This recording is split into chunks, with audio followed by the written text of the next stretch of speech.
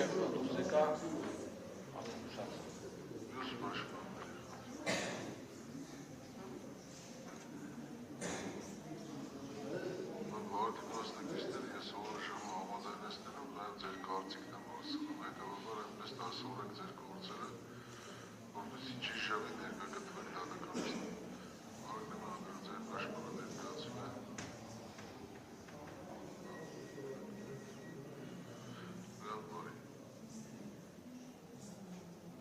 Կարող եք շարունակել դատականիստը,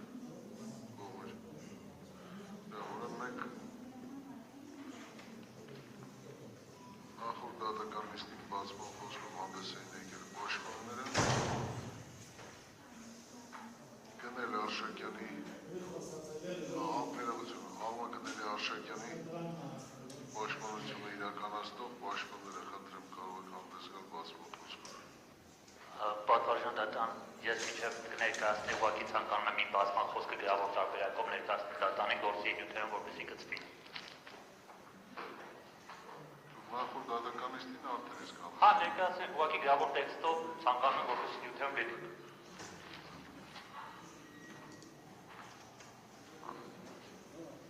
Վարազդատ Հարությունյան, Նարե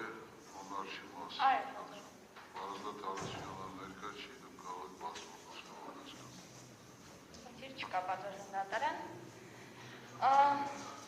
Պատվարժան դատարան, տեսեք, ռուսական մի հայտնի արտահայտություն կա, ասում ամեն ինչ կլիներ շատ ծիծաղելի, եթե չլիներ այդքան տխուր։ Բավականին երկար ժամանակ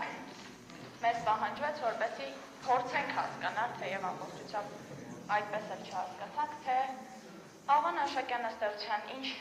կապ ունի այս վարույթի հետ, իրեն առաջադրված մեղադրանքը առհասարակ իրականության հետ ինչ կապ ունի,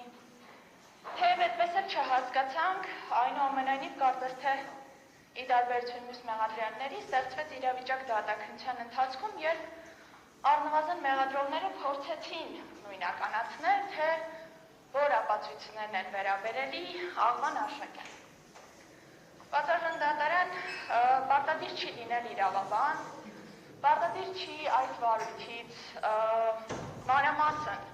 գլուխ հանել, որ հասկանալ, որ երբ անձին մեղսագրվում է երկու առանձնապես ծանր հանցանք, դա փորձել հիմնավորել երկու ապացույցով, առնվազն առաջին հայացքից եւ մեղմ ասած հնարավոր չէ։ Պատվարժան դատարան, երբ քննության հետ գործ ունենք, որը պետք է առաջնորդվի ապացույցների ծավալի բավարարությամբ, բավարար համակցությամբ,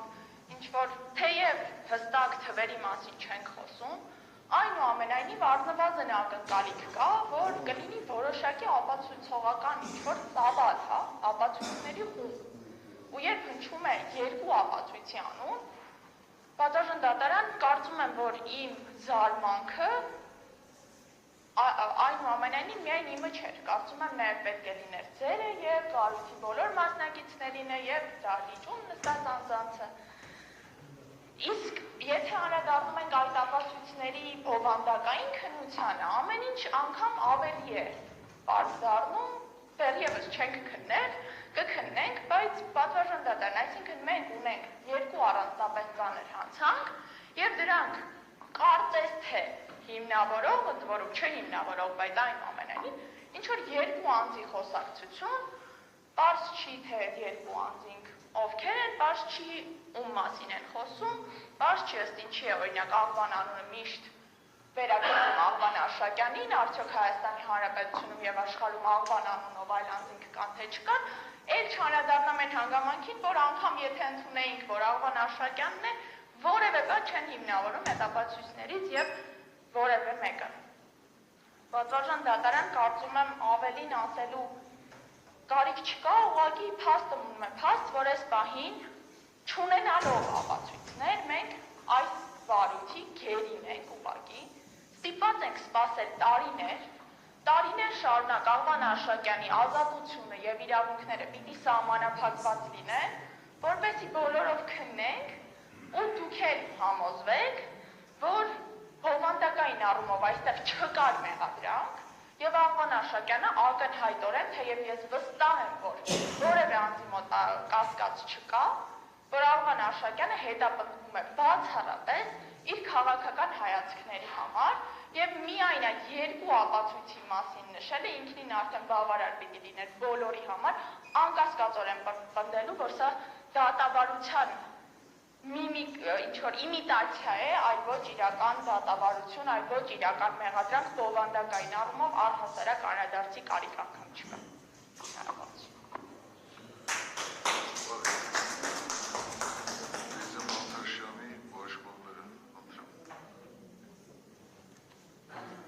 Պատվարժան դատարան հարգելի ներկաներ, իհարկե դժվար է այս համակցության մեջ նոր բան գտնել ասելու, չնայած եւ նաեւ միշտ արսենիքն է շատ քաղաքական հետապնդման մասին։ Բայց այդուհանդերձ մի քանի շեշտադրում այս մենք օգոստոս ամսից սկսած արդեն դատական քննության փուլում ենք, հաշվում էի, որ մոտավորապես 40 նիստ ենք ունեցել, ամեն մեկը միջինում 3 ժամ տևողությամբ, բոլորիս կյանքից ահռելի ժամանակ ու գիտեմ, որ գոնե կյանքում ժամանակում ինչ-որ միտեղ շատ մեծ ափսոսանք ենք յուրաքանչյուրս ունենալու այս հանիրավի տեղը ուղիղ տեղում կարված մեղադրանքի մասնակիցը լինելու համար։ Ես ինքս, երբ որ պատկերացնում եմ, թե այս չեղած բանի չգոյությունը ապացուցելու համար ինչքան ժամանակ եմ ծախսում սեփական կյանքից, իրապես տխրում եմ։ Բայց այս ժամանակի ընթացքում նաև կարողացա հետադարձ հայացքով, երբ որ մենք միշտ Պարոս Սարգսյանն էր այդ հարցը բարձրացնում, Բագրատ Սրբազանն էր այդ հարցը բարձրացնում, թե ինչու հենց այս 18 մարդիկ հայտնվեցին մեղադրյալի աթոռում եւ չէ որ Սրբազան պայքարը ըստ տարբեր հաշվարկների, օրինակ մայիսի 9-ին 2024 թվականի ընդհանուր տարբեր հաշվարկներով 90,000 մարդու էր ներգրավել։ Այս դահլիճից այն կողմ գտնվող մարդիկ, գուցե եւ նրանցից շատերը շատ ավելի շատ էին եղել Բագրատ Սրբազանի կեցավայրում, քան օրինակ ապակուց այս կողմ գտնվող որոշ մարդիկ։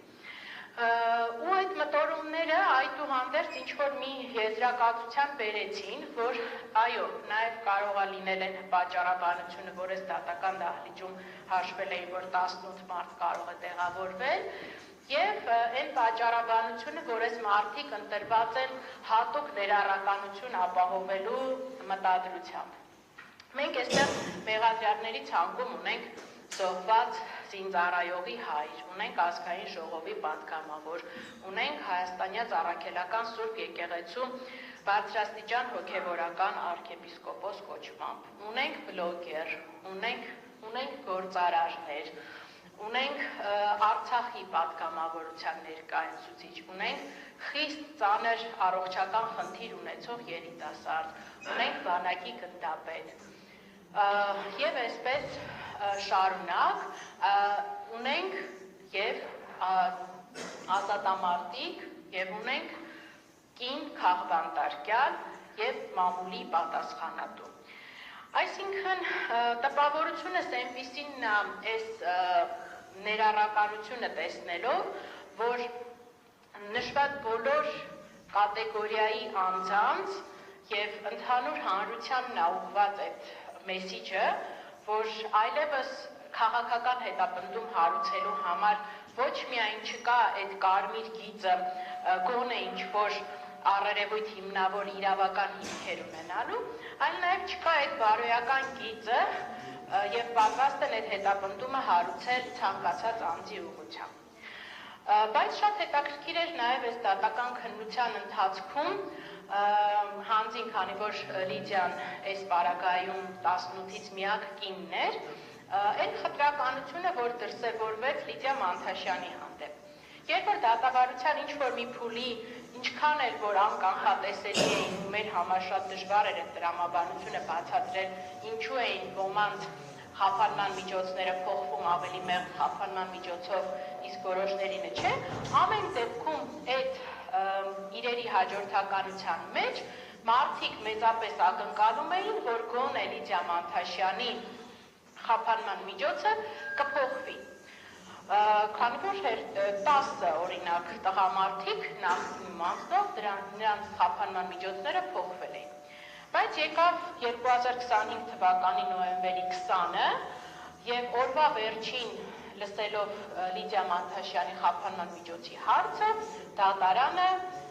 եզրահանգեց, որ այլ խափանման միջոց քան կալանավորումն է, իզորու չի ապահովել մեղադրյալի պատշաճ վարքագիծը։ Սա իհարկե առաջացրեց հանրության, թվում էր թե ոչ մի բան չի կարող այլևս հանրության մոտ ռեզոնանս առաջացնել, բայց առաջացրեց այդ ռեզոնանսը։ Մարդիկ ինքնաբուխ սկսեցին ցույցեր իրականացնել, համացանցը հեղեղվեց այս ամեն ինչով, դրա մասին խոսել էին։ Ու միայն այդ թվում է թե իրավական որևէ նշանակություն չունեցող հանգամանքը, հանրային ճնշումը ստիպեց, որ ուղիղ մեկ շաբաթ անց բառացիորեն չփոփոխված իրավական եւ փաստական հիմքով ներկայացված միջնորդության արդյունքում փոփոխվի Լիդիա Մանթաշյանի խափանման միջոցը։ Ավելի ակնառու ապացույց ընթացող քաղաքական հետապնդման եւ նրա հետևում գտնվող մոտիվների պարզապես հանրությունը տեսնել չէր կարող։ Ակնհայտ եղավ, որ այս ամեն ինչը ի սկզբանե նպատակաուղղված է հենց հանրության վախերը կառավարելու եւ հենց նաեւ հանրությունից եկող վախերին պատասխան տալու տրամաբանությամբ։ Լիդիա Մանթաշյանի վերաբերյալ նաև երկրորդ կարևոր կոմպոնենտը, որ ըստ էության Լիդիան իրականացնում էր սրբազան պայքար շարժման հաղորդակցական մասը։ Ինքը եւ պլանավորում էր, այսինքն հաղորդակցական արշավներ, այն ինչը որ դուք տեսել եք, նույն այդ մարդկանց ցնցումների հասցրած խրտվիլակի պատրաստումը եւ ցուցադրումը գլխավոր դատախազության շենքի առջեւ շատ դիպուկ հակադարձումները իրենց քննադատողներին, ինչպես նաև բավական կրեատիվ քաղաքական ակցիաների կազմակերպումը, ինչպես թռուցիկների բաժանումը, այնպես էլ եւ այլն։ Եվ բնականաբար որպես այդպիսին քաղաքական, այսինքն կարևոր որոշումների առանցքում, թե օրինակ ինչ թեզեր պետք է առաջնորդվեն, ինչի համար պետք է լինեն, այդ ղեկավար պաշտոնում շարժման մեջ Լիդիան ներգրաված չի եղել։ Լիդիան ունեցել է Բաղրատ Սրբազանի կեցավայրում իր առանձին աշխատասենյակը, որտեղ որ նույնիսկ մասնակից չի եղել շարժման պլանավորման հիմնական որոշումների կայացմանը։ Ու այս հանգամանքը հանգեցրել է նրան, որ Լիդիան հայտնվել է մեղադրյալի աթոռին։ Չեմ ուզում ոչ ավելացնել, ոչ պակասացնել Լիդիայի դերը սրբազան պայքար շարժման մեջ, որովհետև իմացողները գիտեն, չիմացողները եւս նկատում են, թե որն է եղել այդ դերը եւ ինչպիսի մարդ տեսակ է Լիդիան։ Լիդիան ի ուրախություն մեզ նաեւ կարողացավ, եթե մինչեւ այս կալանավորումները հանրությանը ավելի քիչ ծանոթ մարդ էր, ապա խափանման միջոցի փոփոխությունից հետո հանրության բնական հետաքրքրությունը շատ մեծացավ Լիդիայի հանդեպ ու նաև շնորհակալություն Լիդիային, որ հնարավորություն տվեց իր հարցազրույցների, իր հանրային խոսքի միջոցով, որպես մարդ ներկայանալ հանրությանը ու տեսնել ու մարդկանց մոտ նախ եւ առաջ ձևավորել այդ համոզմունքը, ապա նաև, չգիտեմ, հանրային մեղադրողների, գուցե եւ դատարանի եւ բոլոր այդ պատվիրատուների, ովքեր ներգրաված են իրեն մեղադրանք առաջադրելու մեջ, բացատրելու արդյոք զգայական, մտավոր, տրամաբանական, հոգեվոր, որևէ հարթության մեջ, արդյոք Լիդիան ամենանման մարդն է ահաբեկչին։ Կարծում եմ, այս հարցի պատասխանը շատ պարզ է, բաներում շատ հարցազրույցները նայելով մենակ հերիք է, որ պարզ լինեն ու ապացուցելու ոչինչ պետք չի։ Սրբազանն էլ եւս կասի, ամենանման մարդն է, թե ոչ։ Այդուհանդերձ, ինչ ապացուցողական զանգված դրվեց ապացուցելու համար, որ Լիդիան իրապես պատրաստվում էր ահաբեկչություն կատարել, իշխանությունը զավթել։ Այն հանգամանքը, որ ինքը ըստ հեռախոսային այդ անտենաների տեղակայման համարվում էր, այսինքն գտնվում էր այդ տարածքում, դրանով կարող էին օրինակ այդ օպերատիվ հետախուզական միջոցառումը չանեին, յուրաքանչյուր մարդուն Լիդիային էր հարցնել, Լիդիան էր կասել, որ ինքը ամեն օր այնտեղ է գտնվում, այդտեղ որևէ գաղտնիք չկա, այդ ապացույցը երբևէ չենք էլ վիճարկելու։ Հաջորդ ապացույցը դա Լիդիայի արդեն հայտնի դարձած նոթատետրն է, այստեղ էլ պետք է շնորհակալությունս հայտնեմ վարույթն իրականացնող մարմնին, որ գոնե վարույթի մասնակիցներին հայտնի չի դարձրել, օրինակ այդ բլոկնոտում առկա խիստ անձնական գրառումները։ Այդուհանդերձ այդ բլոկնոտում առկա գրառումները, անձնական մտորումները, ես էլի եմ ասում եւ հետագայում էլ ներկա հանրային մեղադրողները նախորդ դատական նիստին, երբ բարձման խոսքով էի հանդես գալիս Բագրատ Սրբազանի վերաբերյալ, ներկա չէին, ես մոտավորապես ներկայացրեցի ինչ ապացուցողական քարտեզ եմ ներկայացնելու այս դատաքննության ընթացքում եւ խնդրելու եմ, որ յուրաքանչյուր ապացույցի հետազոտման ընթացքում օրինակ մատնանշվի, թե այդ ապացույցը կոնկրետ ում է վերաբերվում եւ ինչ է հավաստում։ Այդ ինչ հավաստել է իր հերթին ապացուցման ընթացքում էլի կանրադառնող, բայց նաև ես ասեմ, որ ինձ էլի այդ հարցը բաց է մնում։ Ի վերջո Լիդիա Մանթաշյանի անձնական նոթերը սեփական նոթատետրում որքանով են վկայում օրինակ Արմեն Ալեքսանյանի մտադրությունների մասին։ Որքանով են վկայում, որ այս 18 անձինք բոլորը տեղյակ էին եղել այդ նոթերի բովանդակությունից։ Եվ որպեսզի այդ նոթերի արժեքը ես այնպես չլինի, որ անհարկի մեծացնում եմ կամ ուռճացնում եմ, պետք է ասեմ, որ այդ նոթերը մինչև անգամ հասանելի կլինեին օրինակ վարույթում ներգրաված փաստաբաններին, այդ նոթերի լուսանկարները արդեն իսկ տարածվել էին Ազգային ժողովի նախագահի Facebook-յան էջում, որպես ապացույց առայն, որ Լիդիան իշխանության զավթումը պլանավորել էր, ահաբեկչությունը պլանավորել վերջացրել էր, իշխանության զավթումը պլանավորել վերջացրել էր, հիմա արդեն որոշում էր, թե ով պետք է լինի իշխանությունը զավթելու պարագայում, որ պաշտոնին։ Մինչդեռ իրականության մեջ, երբ որ հարցնում ենք Լիդիային, բնականաբար ոչ մեկ օրինակ պարոն Չախալյանը տեղյակ չէր այդ պաշտոնների բաշխման մասին, պարզվեց, որ Լիդիա Մանթաշյանը պարզապես քաղաքական ակցիա էր պլանավորում, ցանկանում էր այսպես տիպային կառավարության մոդել անել եւ որպես քաղաքական ակցիա օրինակ քննարկումներ լինեին Բագրատ Սրբազանի եւ նշված մասնագետների միջև իբրև ոլորտի պատասխանատուներ եւ այդ ակցիան իրականացվել լուսաբանվել։ Այդ ակցիան բնականաբար վերաբերվել 2024 թվականին, այդ մտահաղացումը Լիդիան իր նոթերում գրի է առել, բայց հետագայում հայտնելով Սրբազանին ընդհանուր քննարկման արդյունքում չի ընդունվել առհասարակ այդ առաջարկը, բայց այդ նյութը նույնիսկ պատշաճ վերլուծության չի արժանացել։ Այդ նյութը ոչ միայն չի արժանացել վարույթի կողմից վերլուծության, մի բան էլ արտահոսել է Ազգային ժողովի նախագահի Facebook-յան էջով, որպես ապացույց, որ այս մարդիկ իշխանափոխություն էին պլանավորում։ Թերևս Լիդիայի մասին, եւ երկու խոսակցություն էր, որտեղ Լիդիան ընդ որում այդ քննարկումներից հետո գաղտնալսումներով էլ պարզ կլինի, մասնակցում է մամուլի խմբագիրների հետ հանդիպմանը։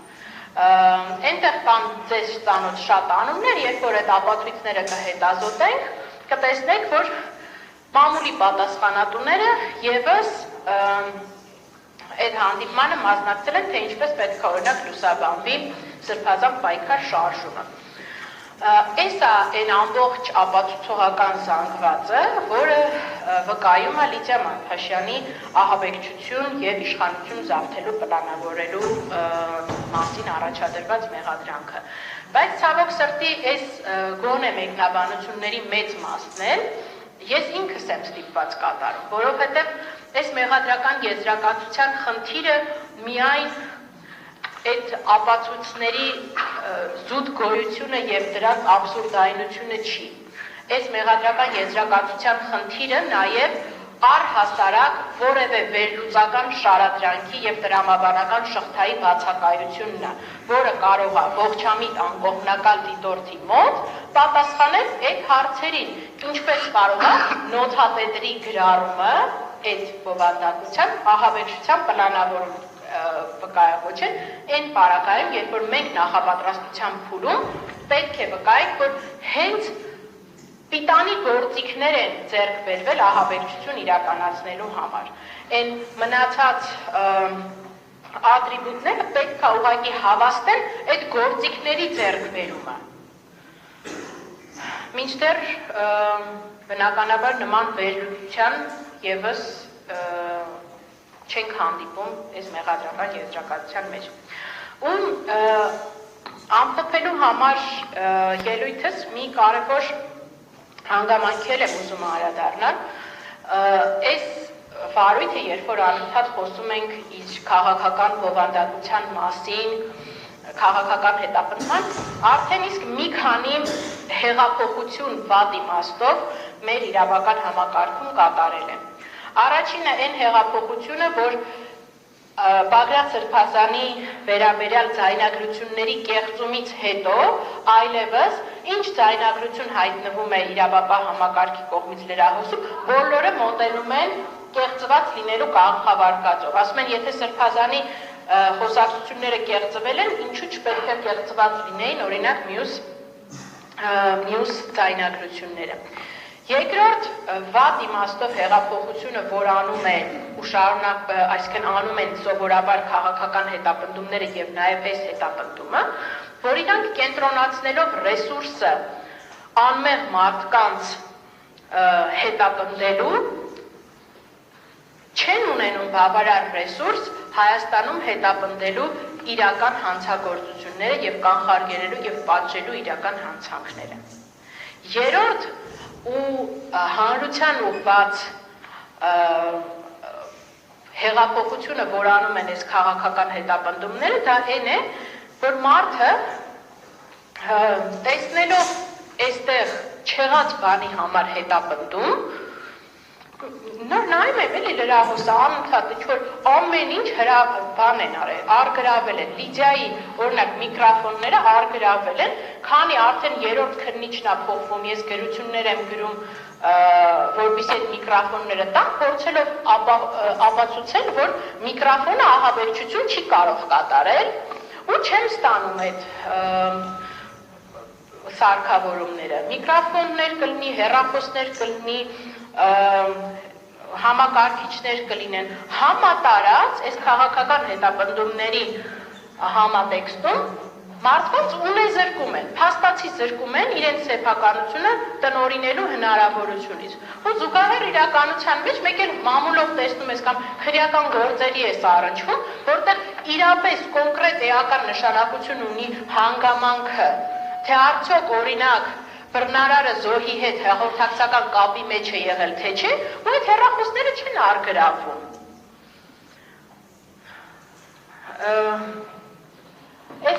Այս օրինակները շատ են ու ես ուզում եմ, որ իրապես մեր իրավապահ համակարգը, մեր հարգելի մեղադրողները չսահմանափակվեն, չփորձեն արդարացումներ փնտրել այս գործի գոյության մեջ, դե որ հիմա այս տիպի գործեր միշտ են եղել ու կան ու լինելու են ցանկացած քաղաքական կոնյունկտուրայի պայմաններում։ Բայց պետք է կարևոր է գիտակցել, որ մի սահման կա, որից հետո անընդունելի է դառնում։ Այս հալածանքների բեռը եւ վնասները չեն սահմանափակվում մենակ այս մարդկանց անձնական եւ ընտանեկան տառապանքներով։ Այս ապօրինությունների շղթան իր անդրադարձն է ունենում հասարակության յուրաքանչյուր անդամի վրա։ Թերևս այսքանը հետագայում, ինչպես նախորդիվ նշել եմ, այդ ապացուցման մատրիցան չեմ ուզում հիմա շատ քրեադատաբարական նորմերի մեջ մտնեմ, բնականաբար հերքում ենք, որ եւ ահաբեկչության նախապատրաստության եւ իշխանության զավթելու մեղադրանքներն այստեղ արկա չեն եւ դատաքննության ընթացքում իմ դերակատարումը ապացույցների հետազոտման փուլում լինելու է յուրաքանչյուր դեպքում հարց տալ, թե յուրաքանչյուր ապացույցը ում է վերաբերվում եւ ինչն է հավաստում։ Այս հարցերի պատասխաններն են, որ մեզ տանելու են դեպի այն համոզմանք առավելապես հանրությանը այն մոտ, որ այստեղ ահաբեկչության եւ իշխանություն զավթելու նախապատրաստություն առկա չէ։